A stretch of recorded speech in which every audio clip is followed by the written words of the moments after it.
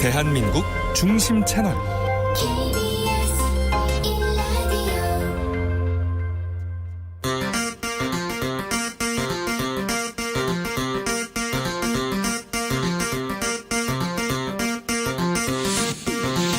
주진우 라이브.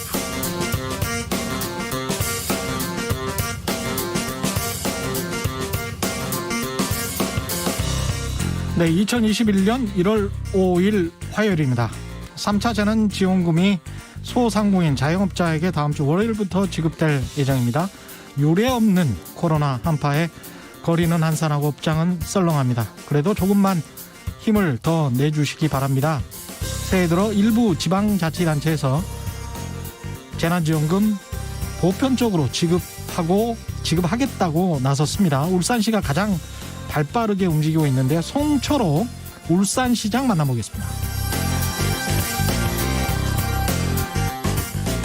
네, 박범계 법무부 장관 후보자 그리고 김진욱 초대 공수처장 후보자가 본격적인 인사청문회 준비에 돌입했습니다. 여당은 공수처 출범을 위해서 막바지 속도를 내고 있습니다. 이런 가운데 야당 측이 신청한 공수처장 후보 추천 의결 집행정지에 대한 법원 심문이 모레 열리는데요. 어떤 결과가 나올까요? 공수처 이달 안에 출범할 수 있을까요? 초지 일검에서 관련 내용 짚어봅니다.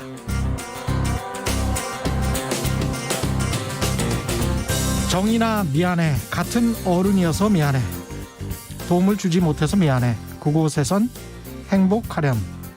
양부모의 학대로 16개월 만에 생을 마감한 정인이를 추모하는 물결이 이어지고 있습니다.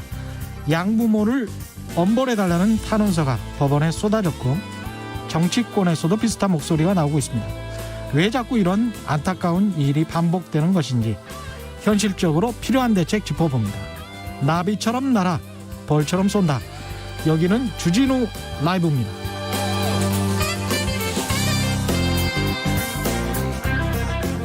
네, 안녕하십니까. 최경령의 경제쇼를 진행하고 있는 진실탐사 엔터테이너 최경령입니다. 오늘도 저는 3시간 연속으로 방송할 예정입니다. 응원 메시지 어제도 받으니까 힘이 나더라고요. 최경령이 진행하는 주진우 라이브 응원해 주시고요. 7시까지 함께해 주시기 바랍니다. 샵 9730 짧은 문자 50원 긴 문자 100원 콩으로 보내시면 무료입니다. 그럼 오늘 순서 시작하겠습니다.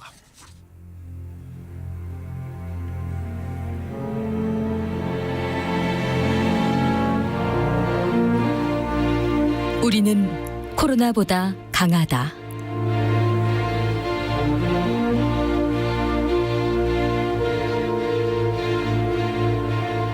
자가격리 주진우 기자, 진실탐사 엔터테이너 최경영 기자와 오늘도 함께 흔들림 없이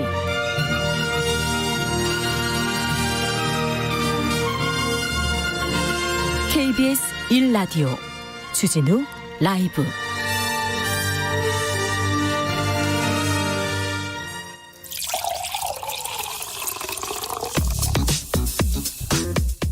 진짜 중요한 뉴스만 쭉 뽑아냈습니다. 주요 라이브가 뽑은 오늘의 뉴스 주스. 네, 시사인 김은지 기자 나오셨습니다. 안녕하세요. 네, 안녕하세요. 네, 벌써 응원 메시지가 도착했습니다. 3012님 항상 같은 분인 것 같은데 예, 친척 아닙니다. 예, 잘생겼다 최경령, 우유빛깔 최경령 이런 거 좋아합니다. 예, 이런 거 좋아합니다. 굉장히 당 충전이 되신 얼굴이신데요. 예, 당이 충전이 되고 있습니다. 예. 코로나19 확진자 현황부터 알아볼까요? 예. 네, 오늘 0시 기준으로 발표된 코로나19 신규 확진자는 715명인데요. 신규 확진자 수가 올라갔다가 떨어지는 상황이 반복되고 있습니다. 이런 가운데 사망자 증가세가 이어지면서 누적 사망자가 1000명이 넘었습니다. 아이고. 1, 2차 유행에 비해서 이번 3차 유행으로 사망한 환자가 훨씬 많은데요. 지난해 12월 이후 사망자가 전체 사망자의 44%가 넘습니다.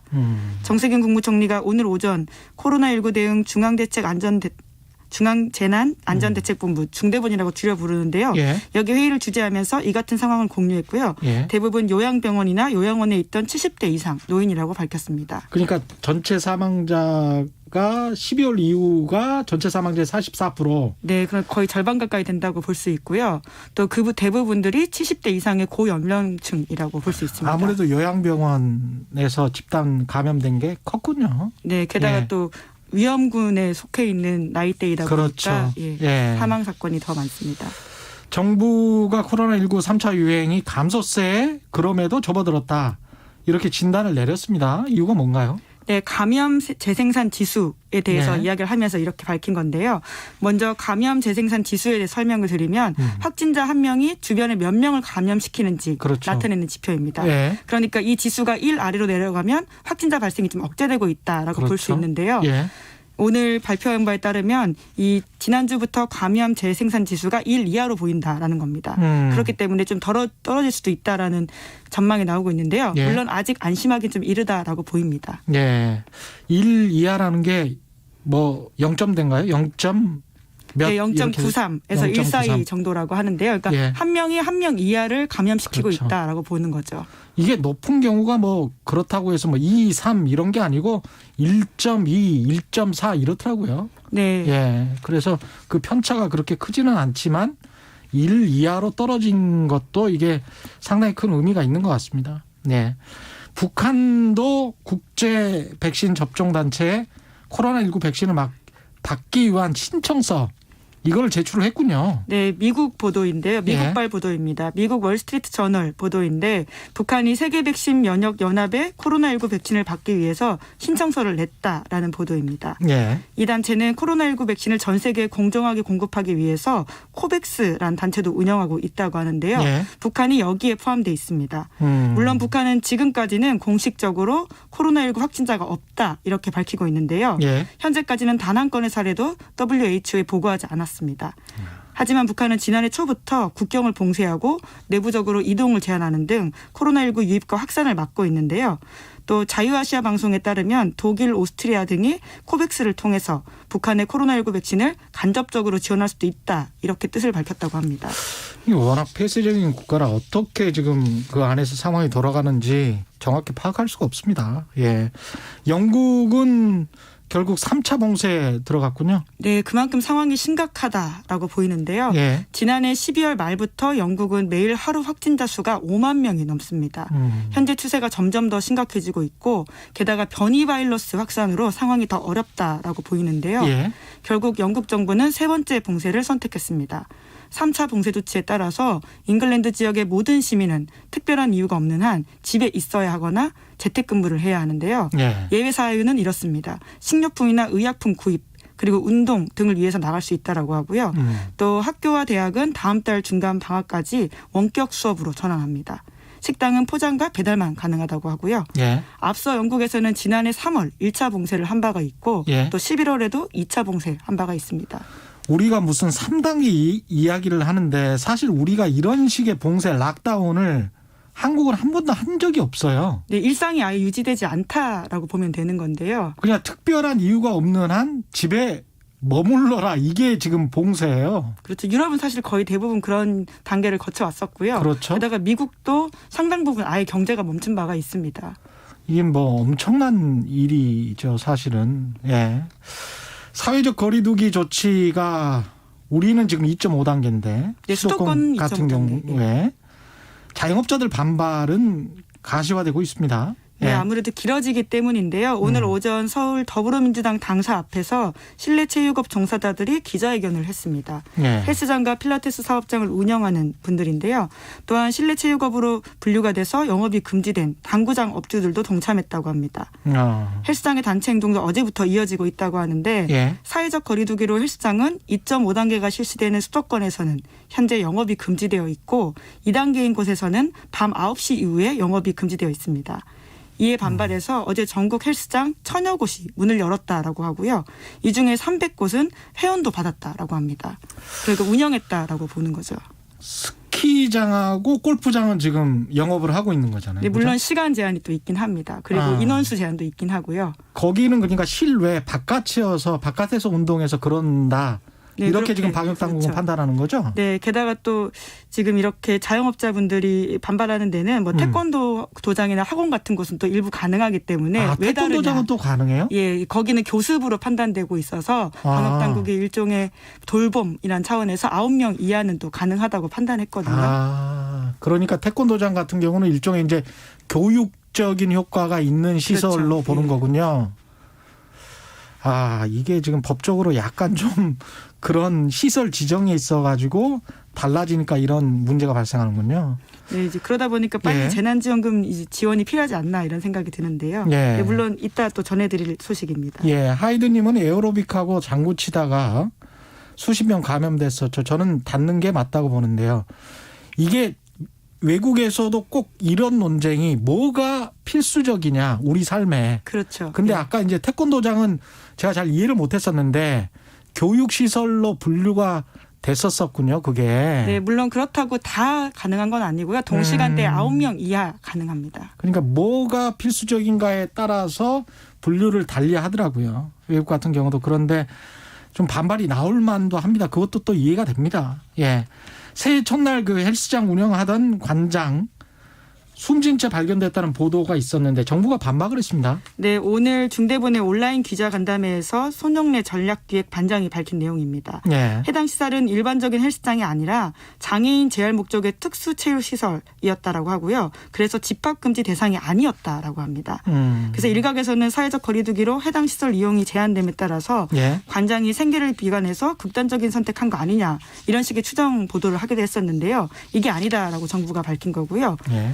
대구시는 여기가 대구였었는데 사회적 거리두기 2단계 실시하고 있고 헬스장도 전체 운영을 금지하는 게 아니라 9시 이후에 금지하고 있다 이렇게 밝히면서요. 예. 극단적인 선택을 한 경위를 알 길이 없고 명료하지 않은 상황에서 그 동기를 코로나19로 인한 생계 고민으로 확정하는 것은 부적절하다 이렇게 정부가 밝혔습니다.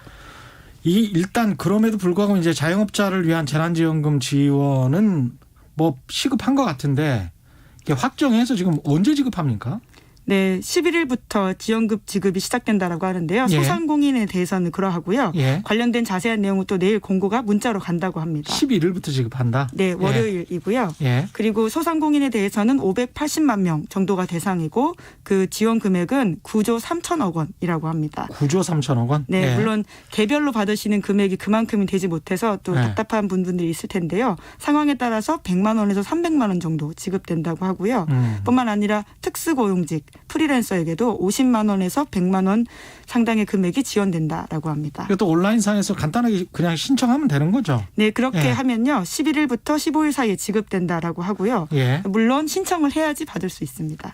이 신청 절차가 또 복잡하고 그랬었었는데 1단계 2단계 때는 그랬었죠. 네, 예. 뭐 그런 논란들이 두 번째 있었는데요. 때는? 이번에는 네. 또 안내 문자가 간다라고 하니까요. 내일 한번 다들 문자 확인해 보시고 아니면 온라인에서 좀 검색해서 들어가 보시는 게 좋을 것 같습니다. 민변이 서울 동부구치소 코로나 집단 감염에 대해서 공개 질의를 법무부에 했습니다. 늦장 대처를 비판하면서. 예. 네, 그렇습니다. 공개 질의한 내용은 총 9가지인데요. 예를 들어서 필수적인 위생용품이 어떻게 지급되고 있냐, 그리고 외부와 소통할 권리는 어떻게 보장되고 있냐, 또 수용자 사망 사건 경위와 향후의 재발 방지 대책은 뭐냐 이렇게 물었는데요.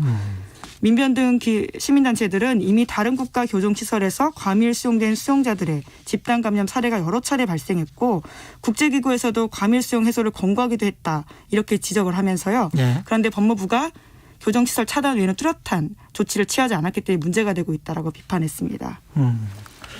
한국 유조선 이란에서 납포됐다는 소식이 전해졌습니다. 예. 네, 한국 선적 유조선이 호르무즈 해협에서 이란 혁명수비대에 납포가 됐습니다. 이란 혁명수비대는 해당 선박이 해양 환경 규제를 반복적으로 위반해서 납포했다 이렇게 주장을 하고 있는데요. 하지만 선박 관리사 측에서는 오염사고 없었다 이렇게 부인하고 있습니다. 예. 해당 선박은 화학물질 세 종류를 싣고 사우디아라비아에서 아랍에미리트로 향하는 중이었다라고 하는데요. 선사는 해당 해역이 이란의 영해도 아니었고 공해상이다 이렇게 밝히고 있습니다. 하지만 이란 혁명수비군 군인들이 항구에 가서 조사해야 한다 이렇게 주장하면서 예. 배를 이란 쪽으로 돌리게 했다라고 하고요. 그래서 지금은 납포한 상태에서 환경규제 위반이다 이렇게 주장하고 있습니다.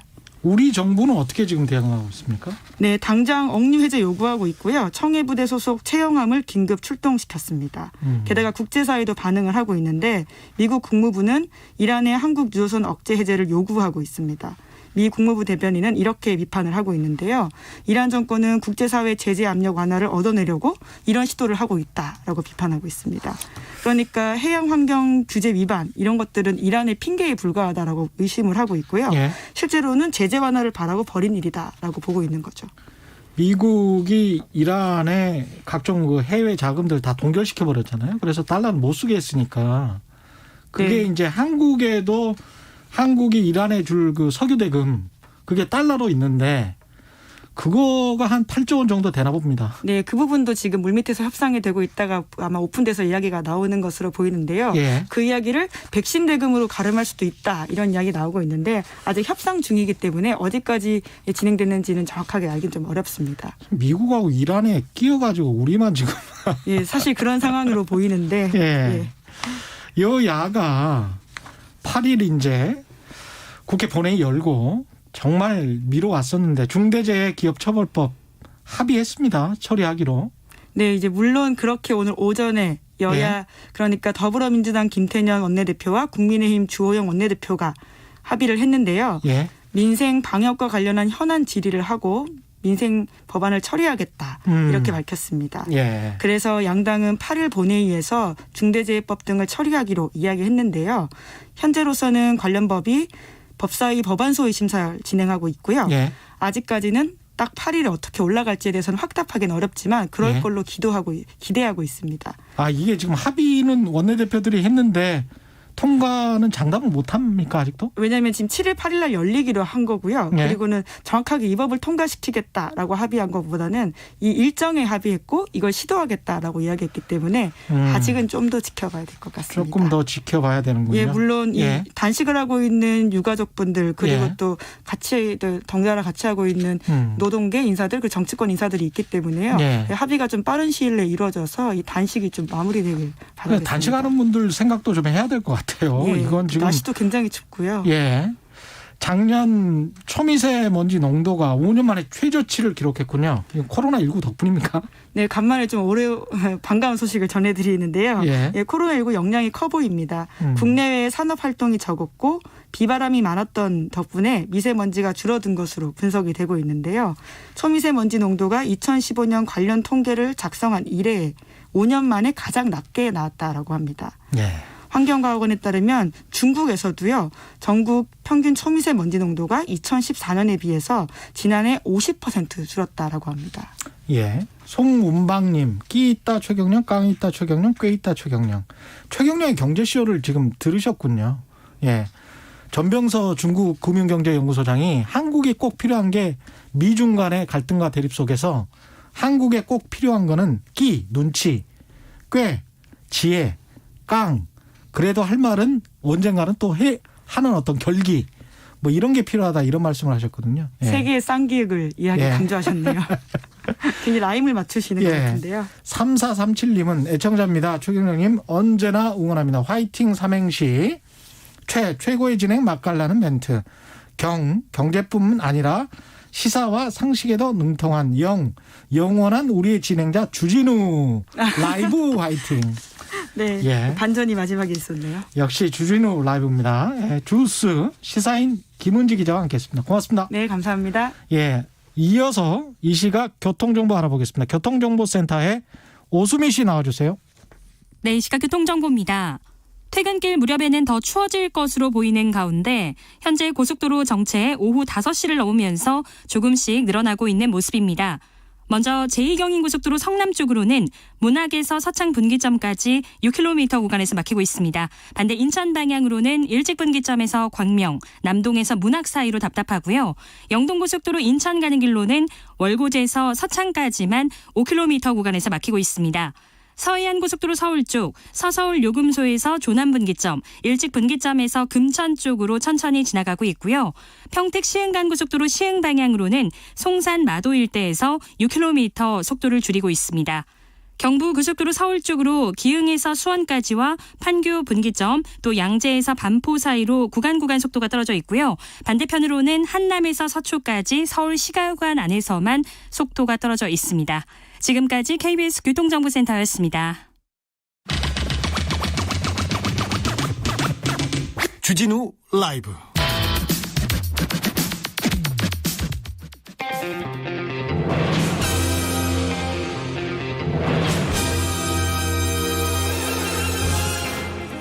(2020년) 정의 칼날이 검찰을 향한다. 검사들이여 초심을 찾아라. 초지 1검. 칼 개혁을 주제로 불꽃 토론 나눌 두 분입니다. 2021년이죠. 예. 여의지검 개혁부의 김경진 전 의원 나오고 계십니다. 안녕하세요. 예, 안녕하십니까. 김경진입니다. 예. 그리고 김남국 더불어민주당 의원 나와 계십니다. 네, 안녕하세요. 안산 단오늘의 김남국입니다. 예. 새해 복 많이 받으세요. 새해 복 많이 받으십시오. 오늘도 비대면으로 뜨겁게 토론해 보겠습니다. 예. 먼저 제가 질문 드리면 김경진 전 의원님이 먼저 답변하시고 김남국 의원님이 답변하시고 이렇게 왔다 갔다 하는 걸로 하겠습니다. 제가 특별하게 말씀을 안 드려도. 예. 일단은 초대 공수처장 이야기부터 해봐야 될 것 같은데 초대 공수처장 후보로 김진욱 헌법재판소 선임연구관이 지명이 됐는데요. 일단 두 분은 어떻게 보십니까? 김경진 전 의원님. 예. 예, 저는 개인적으로 무난한 선택이다 이렇게 보고 있고요. 예. 이제 누차 말씀드린 대로 공수처가 최초에 출범하게 된 배경이 검찰이 검찰 내부 비리에 대한 어떻게 보면 수사에서 대단히 칼날이 무뎠다라고 하는 반성적 고려에서 출발을 한 거니까 사실은 검사 출신이 아닌 판사 출신이 임명된 거 저는 좋은 선택이라고 보고 있고요. 특히 김진욱 후보자 같은 경우는 지금 변협 회장이 추천을 해서 지금 지명이 된 거거든요. 그래서 정부 추천 지명이 된 것이 아니기 때문에 야당에서도 정치적인 중립성을 가지고 세게 공격하기는 쉽지 않을 것이다. 또 법조계 내부에서도 평가도 이분이 이제 대단히 뭐랄까 좀 깔끔하고 이렇게 신중한 성격이라고 하는 것이 중평이어서 저는 무난한 선택이다 이렇게 보고 있습니다. 김남국 의원님은 어떻게 보십니까? 네, 저도 김경진 의원님 말씀에 공감을 하는데요.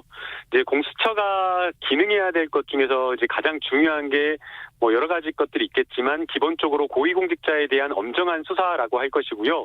두 번째는 검찰에 대한 견제라고 생각이 됩니다. 그렇기 때문에 초대 공수처장은 뭐 수사 경력보다는 엄정하게 검찰권을 견제할 수 있는 역할을 할 수 있는 분이 오는 게 좀 맞다라고 보이고요.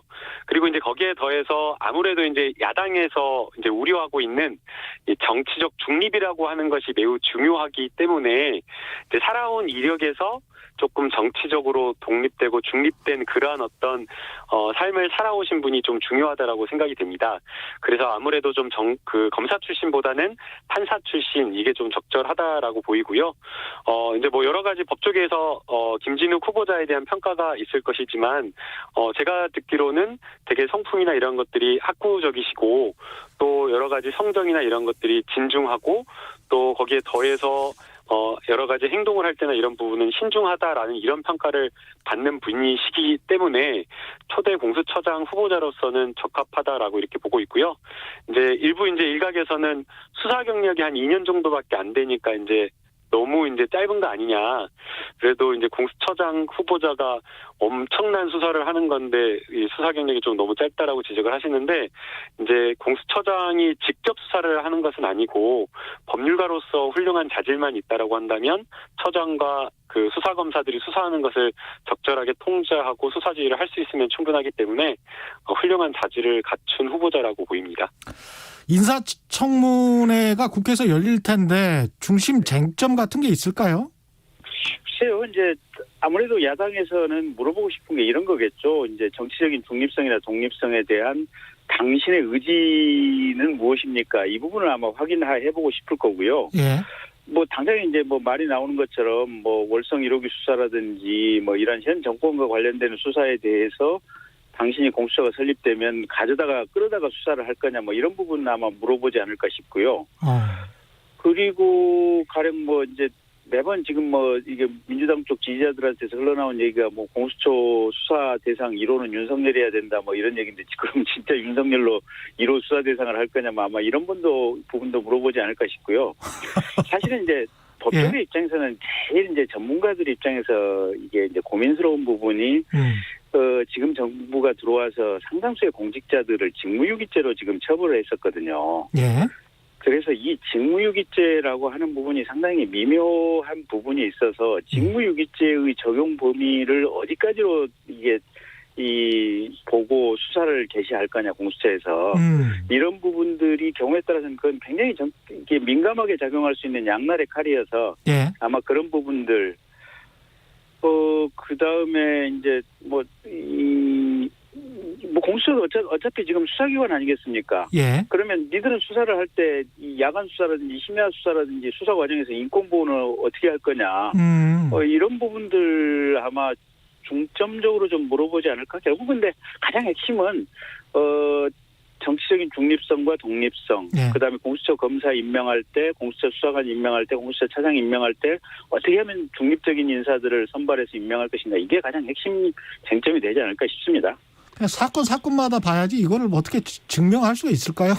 그러니까 그게 쉽지 않은 얘기들이죠. 쉽지 않은 얘기들인데 예. 이제 어떤 질문을 통해서 이 사람이 의지와 어떤 머릿속에 생각을 읽고자 하려고 하는 거겠죠. 예. 김남국 의원님 어떻게 생각하십니까? 네, 저도 뭐 김경진 의원님 말씀과 좀 비슷한데요. 예.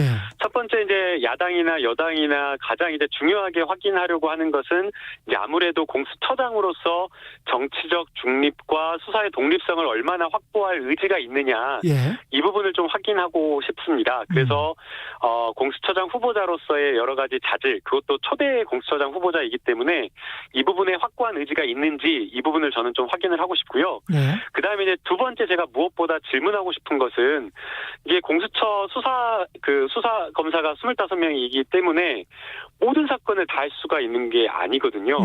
그러면 결국에는 공수처가 사건을 선택해서 기준을 정해서 수사를 할 수밖에 없기 때문에 그렇죠. 공수처가 어떤 기준을 가지고 어떤 사건을 할 것이냐, 결국에는 그 어떤 사건을 하느냐 그 기준에 따라서 공수처가 정말 정의롭게 수사를 한다라고 국민들이 평가를 할 수밖에 없는 거거든요. 예. 그리고 그 기준에 따라서 굉장히 정치적이다, 정치적이지 않다 이런 평가를 국민들이 내릴 수밖에 없기 때문에 그 기준을 마련하는 게 굉장히 중요하다라고 저는 생각이 됩니다. 그래서 이런 부분에 대한 어떤 사건을 수사할지에 대한 그 기준, 선택, 그리고 어떻게 수사할 것인지 이러한 것을 그 공수처장으로서 어떻게 할 건지 좀 물어보고 싶고요. 그다음에 이제 세 번째는 이제 결국에는 수사는 사람이 하는 거거든요. 그 공수처장 한 명 뽑는데 굉장히 여야 간에 줄다리기하고 우려도 표명하고 걱정이 많았잖아요. 예. 마찬가지로 수사검사도 그만큼 중요하다라고 저는 생각을 합니다. 그래서 인사위원회를 결국에는 그 공수처장이 이렇게 구성을 해가지고 수사검사들을 뽑을 텐데 당장 차장을 어떤 사람을 뽑을 건지, 그 다음에 수사검사들은 어떤 사람들을 뽑을 것인지, 그냥 똑똑하고 잘난 사람만 뽑아서는 안 되잖아요. 예. 정의롭고 사명감 있고 또 국민적인 어떤 눈높이에 맞는 사람들이 더해야 되기 때문에 그런 어떤 수사검사를 뽑는 기준과 관련된 부분에 대해서도 꼼꼼하게 좀 따져 묻고 싶습니다. 근데 저는 약간 좀 걱정이 되는 것이요. 이 언론에서 자꾸 이제 1호 수사 대상이 누가 될 거냐를 관심을 계속 가졌잖아요. 네. 그런 것들이 오히려 1호 수사 대상을 짜맞추기, 정치적 중립인 것처럼 짜맞추기 하려고 이것저것 여러 그 대상을 한달지 아니면 여야 5대5로 한달지 이런 식의 인위적인 어떤 정치적 중립을 지향하게 되면 그것도 또 문제 아닙니까? 그냥 나쁜 사람이 있으면 공수처의 수사 대상이 되면 그냥 수사를 해야 되는 게 공수처의 역할 아닌가요? 김영민 의원님. 최 기자님 의견이 100% 맞는 얘기고요. 예. 지금 1호 수사 대상을 뭘로 하겠느냐 물어보는 그 질문도 부적절한 것이고, 예. 1호 수사 대상이 이러이러한 사건이나 이러이러한 사람이 됐으면 좋겠다라고 하는 의견도 부적절한 거고요. 그렇죠. 예. 그건 있을 수가 없고 있어서도 안 되는 얘기입니다. 근데 이제 제가 드리고자 하는 얘기는 그 최강욱 의원 계시지 않습니까? 예. 그분 그 CBS 방송 나와가지고 윤석열 아마 공수처에서 수사할 것이다 뭐 이런 식의 언동을 작년에 방송 인터뷰에서 하지 않으셨지 않습니까? 예. 그러니까 그런 것들은 대단히 부적절한 부분이다. 그 얘기를 좀 보충적으로 드리고 싶죠. 예. 김남국 의원님요. 네, 저는 이제 저도 신중해야 된다라는 그런 입장이고요. 이제 아마 진보 진영 입장에서는 윤석열이 미우니까 윤석열 총장이 수사 대상이 돼야 된다.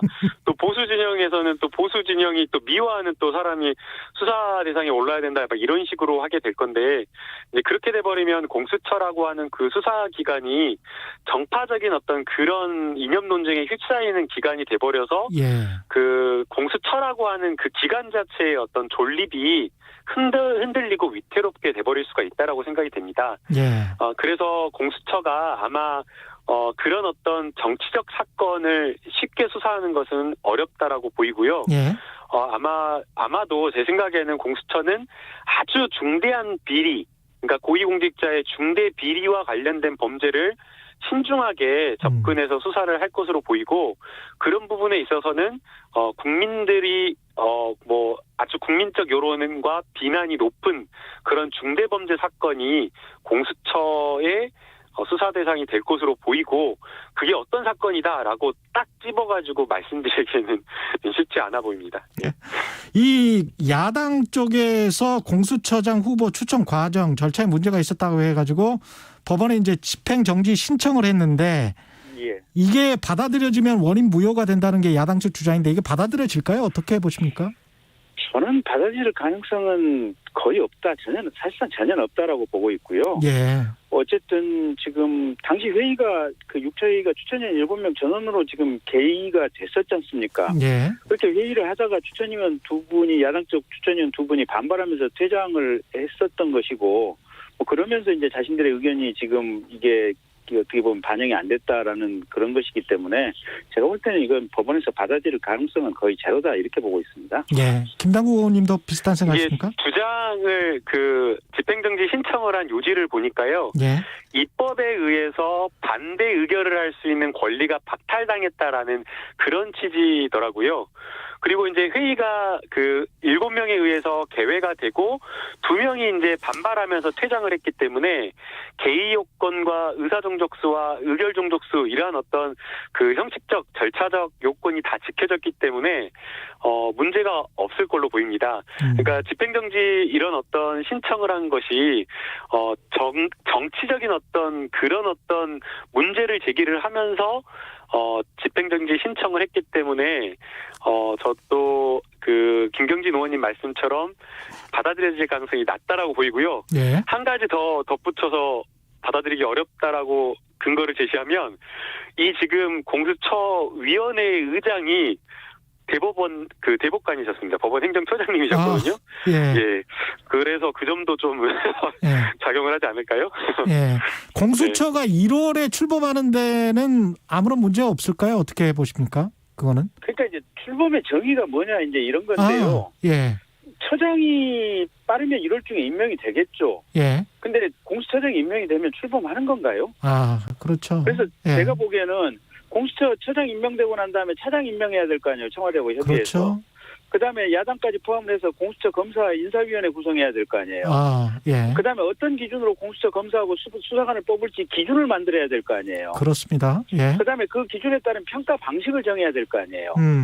그리고 나서 이제 이 공수처 검사나 수사관 지원을 공개 경쟁으로 지원 모집을 받아야 될 거 아니에요. 예. 그리고 나서 서류 심사하고 또 적절한 어떻게 보면 선발 방식에 면접도 따라서 해야 되고, 예. 면접도 해야 되고 해야 될 거 아니에요. 예. 그게 1월에 끝나나요? 저는 제가 봐서는 예. 아니, 그리고 이제 그 사람들이 다 채용이 됐다고 합시다. 예. 그럼 그 사람들 교육시켜야 될 거 아니에요. 그렇네요. 그다음에 예. 내부적으로 공수처가 어떤 방식으로 수사를 접수해서 어떤 방식으로 수사를 진행하고 몇 시까지 할 것인지 최소한 검찰에 준해서라도 공수처 검사들이나 수사관들의 활동 수사 준칙에 관한 규정을 정해야 될 거 아니에요. 그럼 그게 2월 안에 그게 가능할까요? 제가 볼 때는 3월 안에만 끝나도 기적이라고 보는데요. 그러네요. 김남국 의원님 어떻게 보십니까? 예. 우선은 아까 말씀하신 김경진 의원님께서 말씀하신 그런 작업들의 대부분을 이미 공수처 추진준비위원회에서 다 마련을 했습니다. 예. 그래서 이제 경찰 출신, 뭐 법무부 출신, 검찰 출신 그 각각의 공무원들이 다 준비 추진단에 다 파견이 나와서 그런 그 수사준칙, 그 공수처 운영규칙 이런 것들을 다 이런 것들을 다 준비를 해서 마련을 한 그런 상황이고요. 그래서 이제 공수처장이 그 임명이 되면 실질적으로 기관이 운영될 수 있도록 이미 다 모든 것들은 준비가 되어 있는 상황이기 때문에 생각보다 빠르게 움직일 수 있을 것으로 생각이 되고요. 예. 뭐 그럼에도 불구하고 앞서 말씀하신 데에는 그래도 물리적으로 최소한의 어떤 시간은 필요하기 때문에 한두 달 정도의 시간은 최소 필요하지 않을까 생각하고 있습니다. 박범계 법무부 장관 후보자도 본격적인 이제 인사청문회 준비에 돌입했는데 검찰개혁의 마무리 투수가 되어달라는 뜻으로 문재인 대통령이 저를 지명한 것 같다. 이게 본인의 말인데요. 어떻게 보십니까? 어떤 법무부 장관이 될 것 같습니까? 저는 일단 그 얘기는 큰 틀에서 맞는 얘기 같아요. 왜냐하면 지금 공수처가 이제 들어오고 곧 출범한다고 하는 것은 어떻게 보면 수사 조직 체계에서 정말로 대한민국 역사상 혁명적인 일이 생긴 거 아니에요, 보면. 예. 그다음에 검경 간의 수사권 조정이 됐고 이제 이미 며칠 전 1월 1일부터 시행이 됐는데 이제는 검찰이 직접 수사하는 범죄가 6개 범죄로 한정이 돼 있고 그 6개 범죄를 제외한 나머지 범죄는 검사가 아무리 어떻게 보면 수사 내용이 애매하고 이상해도 경찰로 보내서 수사를 하거나 또는 뭐 경찰이 혐의 없다고 생각하면 자체 종결하는 이런 시스템으로 바뀌었거든요. 예. 근데 이게 지금까지 거의 해방 이후에 근 7, 80년을 해오던 사법 시스템이 바뀌는 문제라서 이게 안착을 하는데도 상당히 어떻게 보면 다양한 이 델리케이트한 문제나 혼란들이 생길 수밖에 없는 것 같아요. 예. 그래서 이거를 안착시키는 것이 대단히 중요한 것이다. 그리고 지금 이 정부 들어와서 조국 장관이나 또 추미애 장관 들어와서 여러 가지 법무부 훈령이나 규정으로 이게 검사들 직무 방식이라든지 수사 어떤 절차와 관련된 내용에 대해서 많은 규정들이 제정이 있었거든요. 예. 근데 그런 부분도 현장에서 안착을 시켜야 될 거 아니에요, 보면. 예.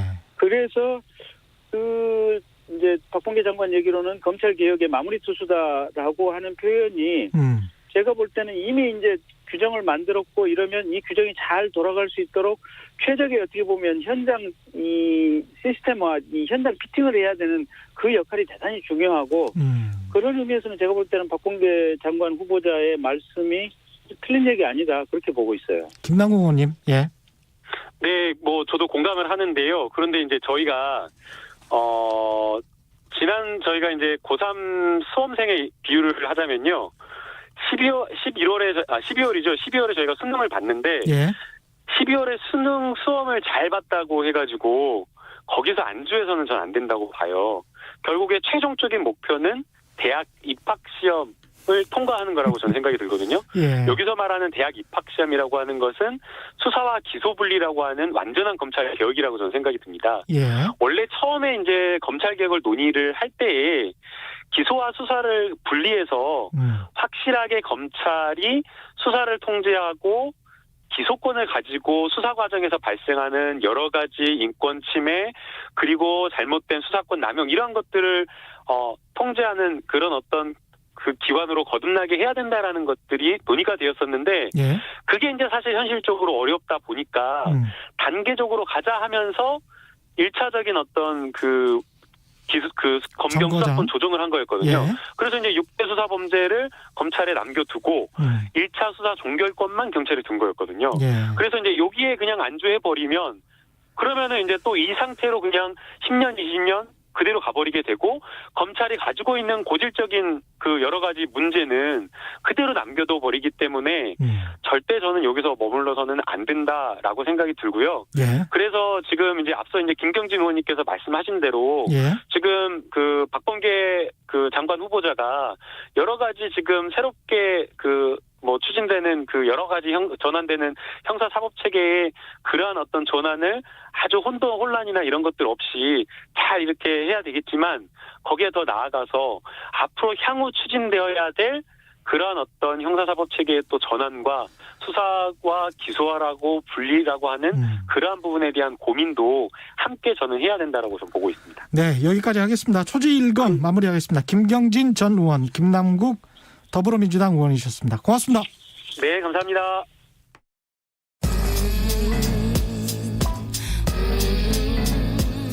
나비처럼 날아 벌처럼 쏜다. 주진우 라이브.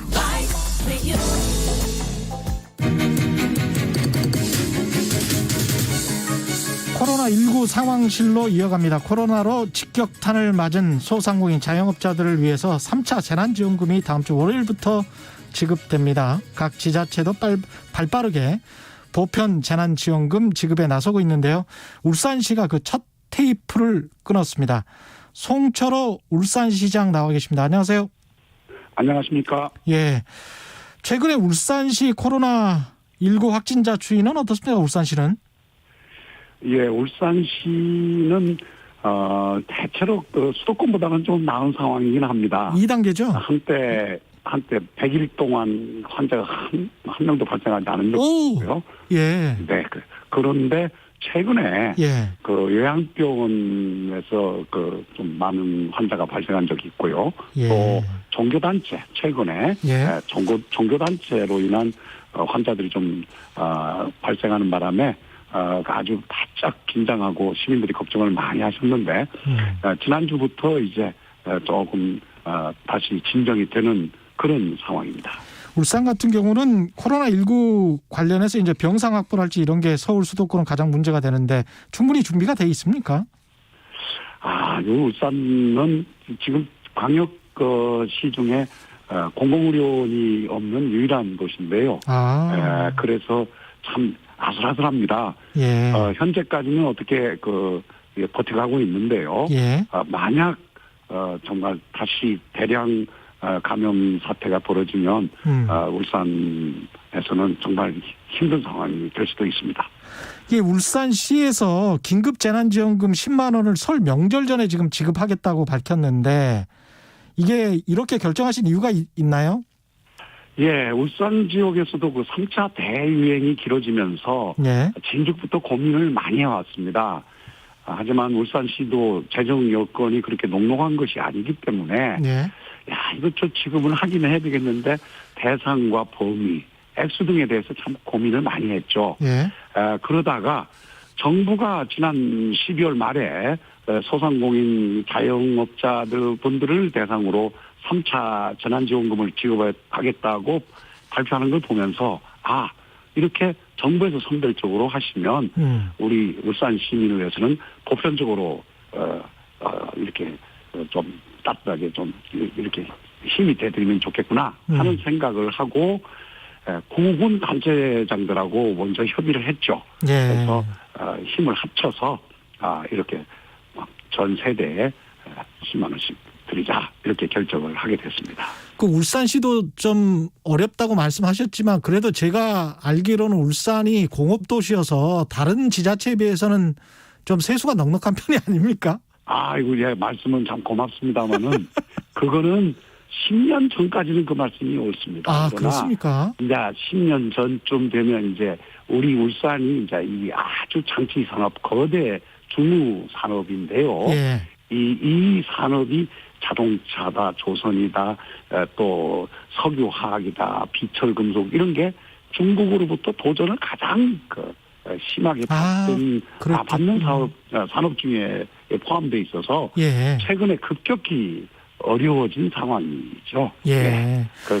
참 버티고 이거 어떻게 이제 다시 중국을 뿌리치느냐가 우리 시의 최대 과제입니다. 설 명절 전에 지금 재난지원금 보편적으로 10만 원 주기로 한 거는 경기도에서 지난해 실시한 도민 1인당 10만 원을 지역화폐로 지급하는 거하고는 약간 차이가 있는 거죠?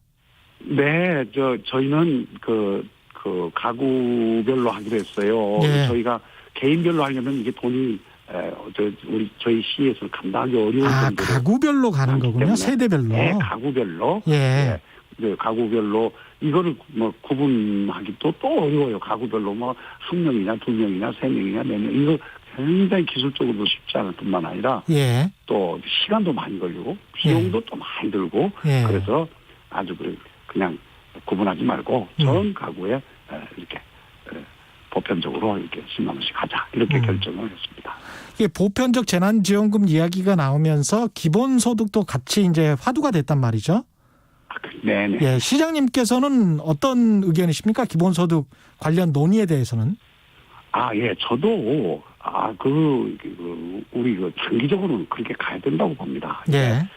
재정 상황이 어떠냐에 따라서 이제 우리가 참 고려해야 될 점은 많이 있지만 역시 이제 우리 사회가 이 탄탄한 복지 안전망을 어떻게 갖추느냐 이게 아주 절대절명의 중요한 과제이기 때문에 예. 장기적으로 그렇게 가야 된다고 그렇게 생각을 합니다. 예. 지금 전 세대 전 가구에 이제 10만 원씩 지급하면 제가 알기로는 한 476억 원 정도 소요되는 걸로 알고 있는데요. 예. 재원 마련은 어떻게 하십니까? 예. 재원 마련은 이제 시에서 한 70%, 공군에서 30%를 이렇게 재원을 이렇게 대기로 했는데요. 예. 우선은 작년 예산을 저희가 많이 아꼈습니다. 아낀 소위 순세계 잉여금이죠. 이것이 이제 재원이 되고요. 예. 또 이제 일부는 제9호 기금 이런 것 등을 또 이렇게 활용해서 마련할 계획으로 있습니다. 이 가구별로 하면 1인 가구는 아무래도 10만 원 그대로 받게 되고 4인 가구는 2만 5천 원씩인데 형평성 논란이 좀 있겠습니다. 예, 참 어쩔 수 없는 그런 문제가 있습니다. 예. 아까도 말씀드렸듯이 좀 시간이 좀 더 여유 있고 또 예산이 좀 더 있다면 형평성 시비도 해소할 수 있는 방안을 마련하는 것이 아주 중요하다고 저도 생각합니다. 다만 재원의 한정성 예. 그리고 지금 저희는 이제 가능하면 신속하게 구정 전에 이것을 지급을 하려고 하는데 그렇게 하려면 우리가 선택 가능한 수단이 이게 최선이다라고 많은 고민 끝에 내린 결론입니다. 울산시 같은 경우는 이제 재난지원금과는 별도로 만 5세 이하 모든 영유아를 대상으로 해서 1인당 10만 원씩 또 보육재난지원금을 추가 지급하기로 했다는데 이것도 재원 마련이 다 돼 있고 그런 건가요? 예. 저희가 작년에도 예. 참 아이들을 어떻게 좀 많이 낳게 좀 도와드리나 하는 걱정을 해서 예. 작년에도 한번 7월 달에 이 부분 보육 재난 지원금을 지급해드린 적이 있는데요. 예. 이번에도 울산시에서 학교 가기 그러니까 유치원 가기 전까지 그 뒤는 교육 재난 지원금으로 이제 교육청에서 담당하니까요. 예. 이제 유치원도 가지 않은 그런 영유아들은 사실은 지금 부모들이 엄청나게 좀 고생들을 하고 계시거든요. 네. 왜냐하면 지금 보육원들이 다 놀아요. 그러니 지금 울산같이 맞벌이 부부가 많은 이런 도시에서는 정말 부모들이 보통 힘든 게 아니기 때문에 그 점에 대해서 좀 저희가 조금 위로라 드리고 좀 힘이 되드릴까 해서 영유아에 대해서는 별도로 10만 원씩 좀 재원을 들더라도 이렇게 도와드리자, 지급해드리자 이렇게 해서 영유아를 대상으로 이렇게 10만 원씩 하기도 됐는데요. 또 그러다 보니까 학교 밖에 있는 청소년들이 있거든요. 예. 학교에 등록되지 않고 밖에 등록되어 있는 그런 청소년들도 이 기회에 영유아와 같은 선상에서 이렇게 지급하기로 결정을 했습니다. 이런 정책에 어떤 가시적인 효과가 있습니까? 시장님은 아까 이제 출산율 이야기하셨는데 출산율이 당장 높아질 것 같지는 않은데요. 10만 원 준다고 해서. 출산율은 더 다양한 문제와 이렇게 종합적으로 봐야지. 예. 당장 이것 때문에 출산율이 좋아진다고는 생각은 안 합니다. 그렇죠. 다만 예. 이런 우리의 그 마음, 어떻게든 보살펴드리는 마음들이 모이고 이게 하나의 어떤 사회적인 큰 에너지가 돼서 참 다시 우리가 잃었던 출산율이랄까 참 아이들이 골목에서 까르륵거리는 그 소리를 다시 회복하는데 힘이 된다고 저는 생각을 합니다.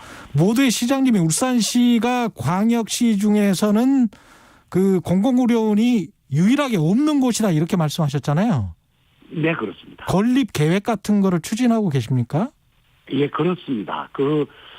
저희가 이번에 코로나 사태를 겪으면서 네.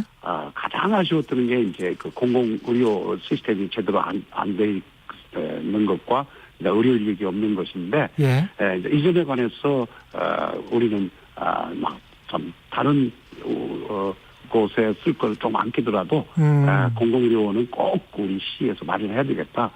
정부의 신청을 이제 할 준비를 지금 많이 신속하게 준비하고 있고요. 예. 정부에서 아마 이제 워낙 지금 이게 다 심각한 문제라는 게 일반화돼 있어서 아마 뜻을 같이 할 수 있을 것이라고 그렇게 믿고 있습니다. 예, 시장님 여기까지 해야 되겠습니다. 전화 연결 상태가 약간 좋지 못했습니다. 양해 부탁드리고요. 아이고, 예. 예. 지금까지 송철호 울산시장이셨습니다. 고맙습니다. 감사합니다. 예.